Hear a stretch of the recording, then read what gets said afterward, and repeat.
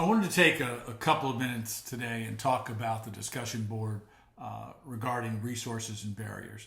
Now, normally I would give you an individual response. Unfortunately, I was having a problem. I recorded everyone's individual response, only to find out that there was a problem with the audio, so none of the audio. The visual was there, but none of the audio. So tried to correct that, wasn't able to do that, so I'm trying a different approach until we can get that resolved. But I did want to take a couple minutes and reflect on the comments that you made, because I think it's really important.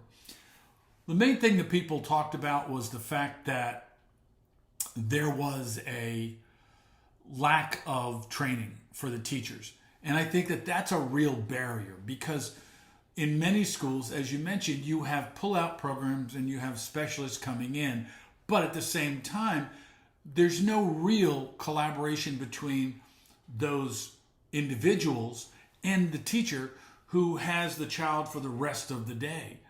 So as a result, we need to make sure that there's better collaboration. But the other key thing there is that we have to make sure that the teachers have the training necessary to be able to help these children.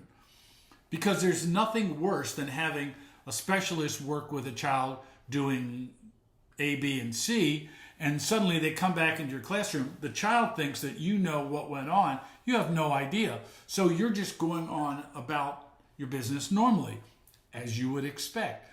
So the question is that collaboration, but also training the teachers to understand about the particular disability and what they need to do to help the child become successful in whatever they're working on, and not just simply make it easier for them. The other thing that people talked about was the funding. The funding is always an issue. Now, in some cases, schools charge more. So we say, great, we're going to charge more, but then that means we're also eliminating children who can't afford to pay for that extra help. So how do we fund that? And we're going to talk about that over the course of the semester, about federal, state, local funds that might be available, as well as other grants that might be available to help your teachers in training so that the students are able to find success at your school. The other part of the discussion centered around perceptions. Perceptions of teachers, perceptions of parents.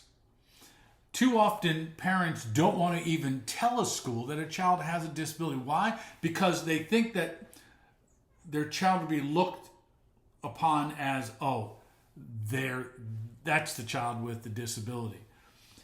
And their expectations, the teacher's expectations, are reduced because, oh, they have a disability, therefore I can't really push them too hard. So parents are reluctant. So their perception is that you're not going to be as welcoming, as helpful to their child as they would hope. The other perception is the child's perception of, if they're constantly being pulled out to go to this special thing, how are they being perceived by their peers? Now, it gets worse when you get to the high schools. Now, I know some of you have different programs, the sales program, the Aquinas program, a number of different programs. But sometimes students get labeled as, oh, you're one of those.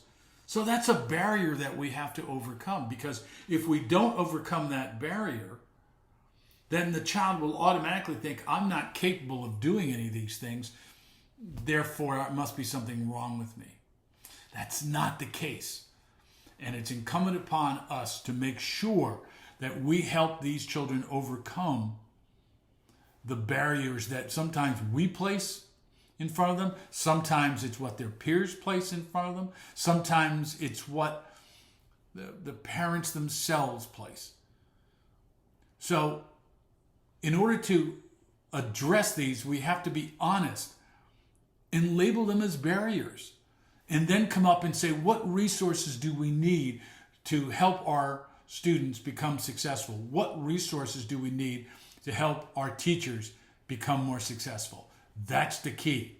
Identifying the barriers, and then coming up with what resources do we need, and then finding the funding to make sure that those things happen.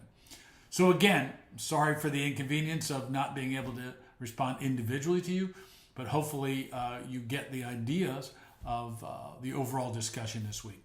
So again, I appreciate it. And as always, if you have any questions or comments, please don't hesitate to let me know, and I'll get back to you as soon as I can.